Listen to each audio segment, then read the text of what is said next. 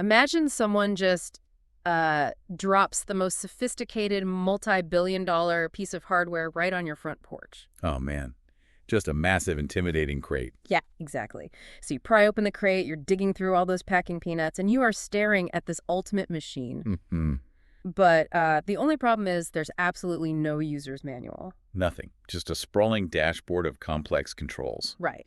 Zero instructions on how to actually operate the thing.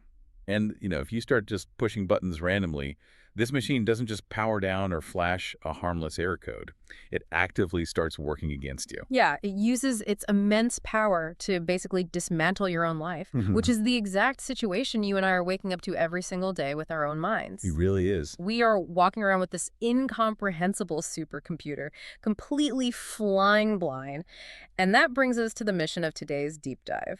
We are unpacking a genuinely mind-bending conversation between a former Navy SEAL, Shawn Ryan, and a renowned mystic, Sadhguru.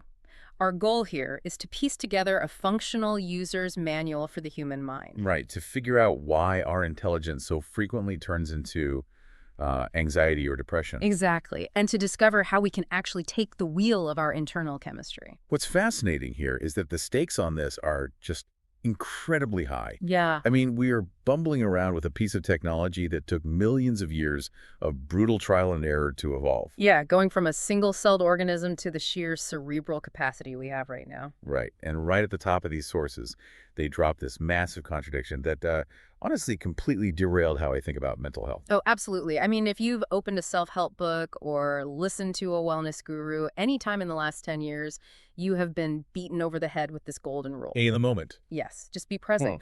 But according to this mystic, that widely accepted mantra is fundamentally flawed. Completely backwards science. Yeah, telling people to just be in the moment might actually be making us more miserable because it's asking us to artificially dull millions of years of evolution. Because the human brain is engineered to run like 12 to 14 tracks simultaneously. Which is wild to think about. Right. It is explicitly designed to process the past, analyze the present, and project into the future, all at the exact same time. So if you try to stop that. Yeah, if you somehow manage to completely strip away your ability to think about yesterday or anticipate tomorrow, you are throwing away the very evolutionary advantage that makes human intelligence so remarkable. The source argues that if you actually succeed in only being in the moment, you essentially become a dodo. Okay, let's unpack this, because it's kind of like having a top-of-the-line supercomputer with 15 browser tabs open. Oh, I like that. Right, you've got your email, some complex spreadsheet, a 4K video playing in the background. But instead of learning how to manage the tabs or, utilize the RAM you have, you just get overwhelmed. Panic. Yeah, you decide your only viable option to stop the noise is to yank the power cord out of the wall, unplug the whole machine. Trying to force yourself to be in the moment is basically telling people to unplug their supercomputer. And if you think about the rest of your physical body, your heart, your liver, your kidneys, they are performing wildly complex simultaneous tasks at this very second. Right, without you even asking them to. Exactly. You never sit on your couch wishing your liver would just pause its filtering process so you could have a moment of peace. No, you'd die. You trust its complexity. But because the brain generates thoughts and emotions we find uncomfortable, our immediate societal reaction is to try and stop the machine entirely. Because of the friction. Right. The discomfort we feel isn't because the machine is broken. The discomfort is friction. Like a jammed weapon. The former Navy SEAL in the source material brings that up, and it fits perfectly. It really does. A weapon jams when it lacks proper alignment or lubrication. The internal parts just grind against each other. And our inner mechanism has all this high-end hardware, but without the operating instructions, the gears are just violently grinding. And the human cost of that friction is just devastating. The source shares this deeply tragic anecdote about a 33-year-old television anchor in India. Yeah, that story was rough. She was young, highly successful, outwardly thriving. But one day, she steps out of the 5th floor window of her apartment, and the note she left behind just said, "My brain is my enemy." Wow, my brain is my enemy. That phrase isolates the core malfunction of the modern human condition. Nobody attacked her. Right? The most brilliant mechanism on the planet, her own intelligence, simply turned inward. It functioned like a compromised immune system attacking the host. So if the brain is this wildly powerful machine that can literally destroy us if we don't know how to drive it, we need to open the hood. We have to break down its component parts. Yeah, to figure out where that fatal friction is actually originating. And the ancient yogic system they discuss provides a schematic for this, starting with something called buddhi, which is the intellect. Right. And the intellect is described as a knife. Its entire biological and psychological purpose is to penetrate, to dissect, to cut through the world so you can survive and understand your environment. Makes sense. You want a knife to be as razor sharp as possible. I mean, a sharp intellect is what built modern civilization. But wait, isn't a blunt knife sometimes safer? Like, if you give a toddler a sharp chef's knife, they are absolutely going to hurt themselves. Shouldn't we be dulling our minds if we fundamentally don't know how to use them? Well, that's exactly what society tries to do. Yeah, when people experience intense anxiety or overthinking, when they're basically cutting themselves from the inside out, they try to dull the blade. Right. They pour alcohol on it or take sedatives or scroll through short-form videos for 6 hours just to stop the internal bleeding. Because dulling the instrument is the default coping mechanism. Mm-hmm. But chemically or digitally blunting the knife only provides a temporary reprieve. It doesn't fix the underlying issue. Exactly. Because the knife itself is completely neutral.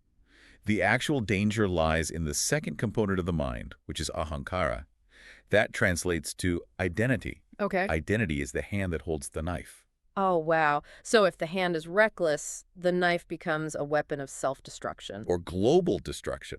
Think about it. If you identify with something very limited, say, just your own ego, your specific race, your nation, or even your football team, your razor-sharp intellect will aggressively work to protect that tiny, limited identity. It'll just slice up anything or anyone that threatens it. Exactly. Just look at the state of the world. The maximum damage on the planet isn't being caused by uneducated people. It's being driven by highly educated people with incredibly sharp intellects. That's a scary thought. But their ahankara, their identity, is entirely untrained and heavily restricted. So their empowerment turns against humanity. Which explains that ancient initiation practice mentioned in the source. Right, the mantra. Yeah, before a 12-year-old was ever taught science or mathematics, before anyone helped them sharpen their intellectual knife, they were given a foundational mantra, Amra Mazmi, meaning my identity is cosmic. They were trained to view their identity as all-inclusive before they were handed a weapon. So you can still belong to your family or your nation, but your fundamental identity isn't restricted to those small borders. Exactly. If your underlying identity includes all of life, your intellect naturally works for the well-being of all life. It doesn't need to be dulled because the hand holding it is totally steady. Okay, so if the knife is the intellect and the hand is my identity, what is actually feeding information to the hand? How does my identity know what to defend or what to attack? There has to be a database. Right. There has to be some kind of massive silo it's pulling from. And that is the third component, manus, which is memory. But this isn't just your conscious ability to remember where you left your car keys. No, it's way deeper than that. The yogic system identifies 8 distinct types of memory that are ruling your behavior at all times. This includes evolutionary memory, which dictates your physical human form, and genetic memory. And this is where things really click for me, because genetic memory isn't just inheriting, your grandfather's jawline. Right. It's the inherited biological hardware that causes you to react with a sudden spike of cortisol when you hear a loud, unexpected noise. Your intellect relies entirely on this massive, mostly unconscious silo of memory to function and make rapid-fire decisions. Because the intellect can only cut through the data that Manus provides. Yeah. But then the source introduces the fourth dimension of intelligence, which is kind of the ultimate goal of all these practices. Right, Cheetah. Consciousness. Yes. I have to admit, this is where the material started to sound a little esoteric for me. They described Cheetah as pure intelligence, completely unsullied by memory, the fundamental source of creation. It sounds abstract. Yeah, for the average listener trying to just get through a stressful workday, that sounds like a lot of philosophical jargon. How does that actually map onto my daily experience? Okay, think of your memory, your identity, and your intellect as a movie playing out on a screen. Okay. You get entirely swept up in the drama, the explosions, the dialogue. Cheetah is the screen itself. Oh, I see. It's the raw underlying ability to simply be aware, entirely separate from the movie of your past traumas, your opinions, or your ego. When you are operating strictly from memory and limited identity, you think you are the movie. Accessing Cheetah is realizing you are the screen. Okay, so if that's the internal hardware, the knife, the hand, the database, and the screen, how does this machine malfunction so violently when it interacts with the outside world? Well, the source zeroes in on two specific experiences, desire and trauma. And they completely reframe what desire actually is. Because we usually think of it as just wanting a material object, a bigger house, a better job. Right. But the underlying mechanism of desire has nothing to do with the object itself. Desire is an inherent, unyielding aspiration within human consciousness to expand limitlessly. We just have a fundamental longing to break our boundaries. Yeah. Exactly. But we try to achieve that boundless expansion through tiny physical increments. Yeah, when you're a kid, you genuinely believe a piece of candy will make your life complete. And then you get it. The thrill fades. So then you aim for a bicycle, then a prestigious career, then $1 billion. And the mystic points out that if you were handed an entire galaxy to rule, you wouldn't be satisfied for long. You'd eventually look over and want the neighboring galaxy too. Because seeking limitless, infinite expansion through finite physical objects is what the Source calls a constipated expression of consciousness. A great phrase. Yeah, your internal system is desperately trying to experience its boundless nature, but you are basically trying to feed it little physical breadcrumbs. And when the world refuses to hand over those breadcrumbs, when things don't align with the specific objects of your desire, that severe internal friction and resistance is what we experience as trauma. And it all ties directly into their definition of karma. I realized going through this that Western culture has completely misunderstood karma. Oh, totally. We treat it like a cosmic ledger, like if I do something bad, the universe will punish me later. Exactly. But karma is not a judge. The word literally just translates to action. Physical, mental, emotional, and energetic action. And the crucial detail here is that 99% of human karma is utterly unconscious. Yeah. We're essentially sleepwalking through our lives. So what does this all mean for the listener? I mean, the Source notes the staggering statistic that the U.S. healthcare system costs $5.25 trillion, and 1 in 2 Americans is lonely. Are we just doomed to be driven by these constipated desires and unconscious actions? This raises an important question, which is the concept of volition. Right? Volition is the firewall against unconscious karma.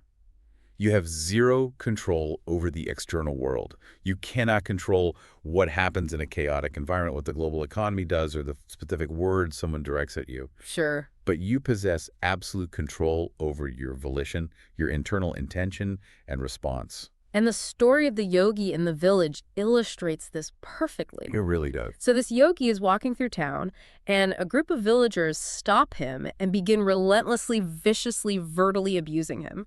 But he doesn't ignore them or try to escape.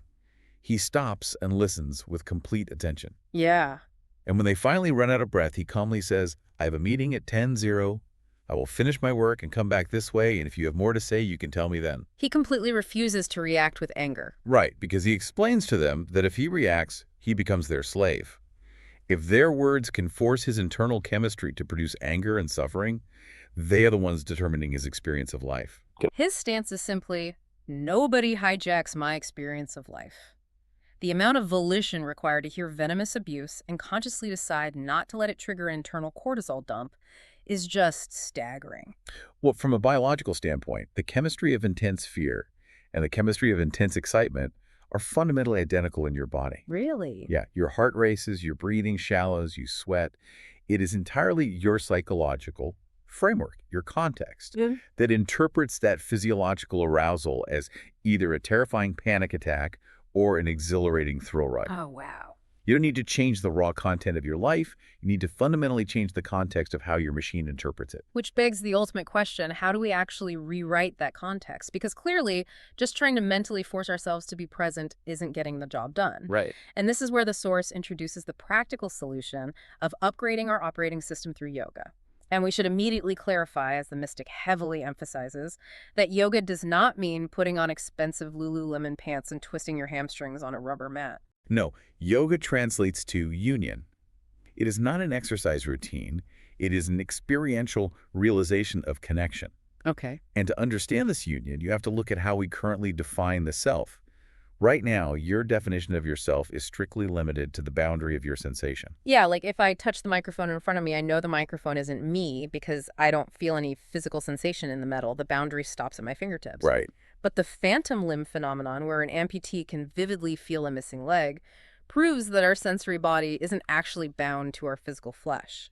The brain maps sensation beyond just meat and bone. Consider a glass of water sitting on a table. Your intellect firmly categorizes that water as not you. Sure.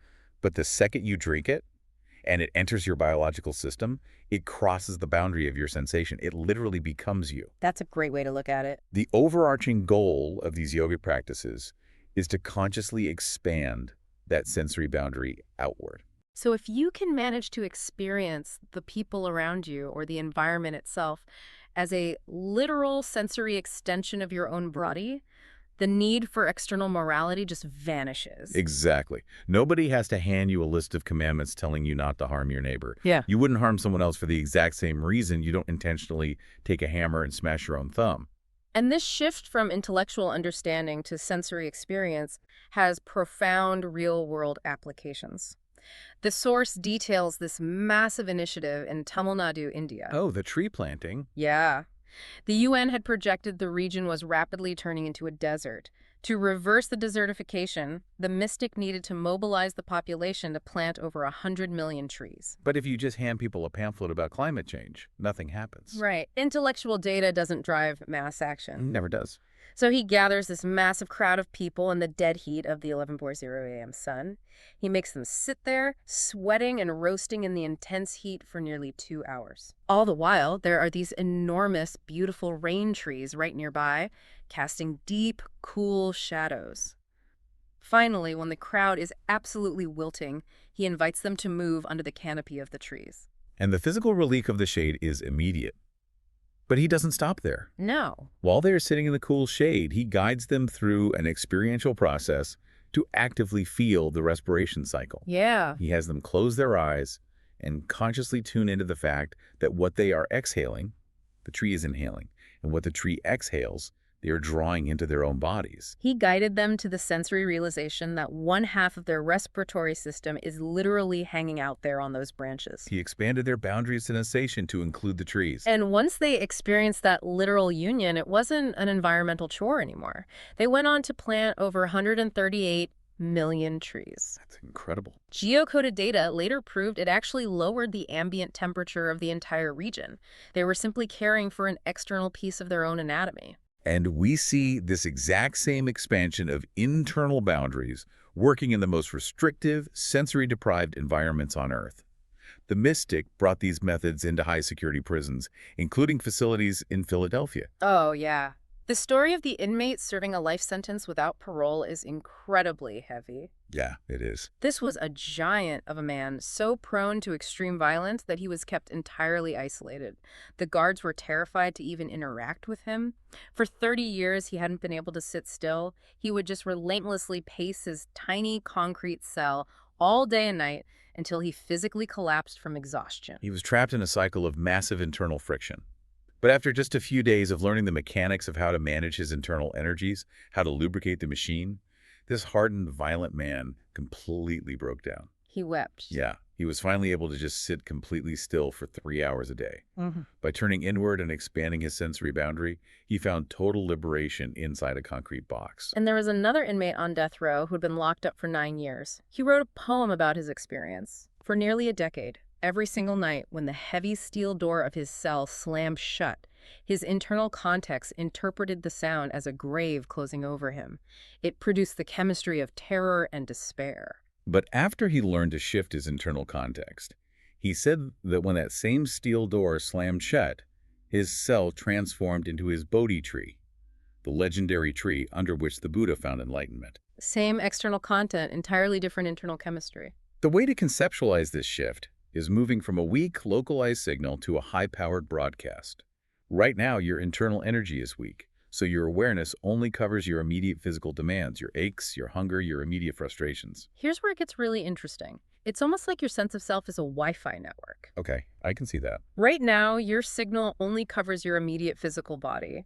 But if you turn up the voltage on your consciousness, your Wi-Fi signal expands to include the room, the trees, the whole cosmos. The router analogy works perfectly. But the critical mechanism isn't just about trying to push the signal further out. It's about turning up the actual voltage of the power source. Right. The source specifically contrasts this with the Western obsession with forced concentration.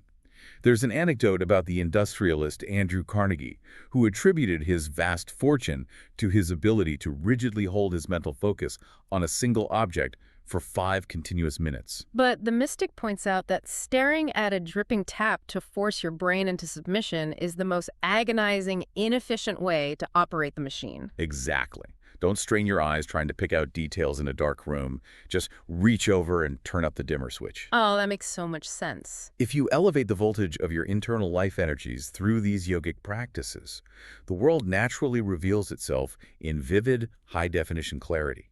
When your energy is high and stabilized, you don't have to forcefully concentrate on anything. You are simply effortlessly awake to reality. Exactly. When you reach that state, you stop being a slave to the endless physical and psychological demands of your body and mind, and they finally begin serving you. When you really step back and look at this entire framework, your human experience is essentially a localized chemical factory, and you are the CEO. That's a great way to put it. You can choose to be an entirely unconscious CEO, letting your residual memory and an untrained identity run the floor, constantly producing the internal chemistry of stress, friction, and misery. Or you can take control of your volition and become a conscious CEO, actively producing the chemistry of bliss. Right. You don't need the external world to conform to your specific desires. You just need to update the user manual for how you operate the machine. And this upgrade, this process of homecoming, shouldn't be viewed as some grueling, monumental achievement you have to sweat and strive for. It's not a competition. No, not at all. Think of the way gravity naturally returns a falling leaf to the soil. Expanding your boundary of sensation is not about conquering the world. It is simply relaxing into the recognition of what is already true. You are biologically and energetically connected to the air, the water, and the life around you. It's just a matter of waking up to it. Which leaves us with one final, deeply provocative thought to ponder on your own. Okay. Towards the very end of this conversation, there was a brief but fascinating mention of artificial intelligence. Oh, right. The mystic noted that AI is rapidly advancing to the point where it will soon completely handle our memory load. Right now, our entire education system and our professional identities are built around being highly efficient data centers. We are trained to memorize, process, and regurgitate facts. Yeah, that's basically all we do. But if artificial intelligence completely takes over the heavy lifting of memory and data processing, it will render our intellectual silos entirely puny by comparison. Wow. So what is actually left of the human experience when the machine does the thinking for us? Perhaps the rise of AI isn't the apocalyptic end of humanity at all. Maybe it is the ultimate necessary forcing function. Wow. Without the crushing burden of managing memory, without having to constantly organize those 15 open browser tabs in our heads, will we finally be forced to put down our sharp knives? That's a powerful question. With our intellect outmatched by AI, will we finally be pushed to explore chitta, that pure, unadulterated consciousness that exists beyond memory? It's like that supercomputer sitting on your front porch. Maybe AI will step in to handle all the background processing so you can finally step back, read the user's manual, and discover what the machine was actually built for.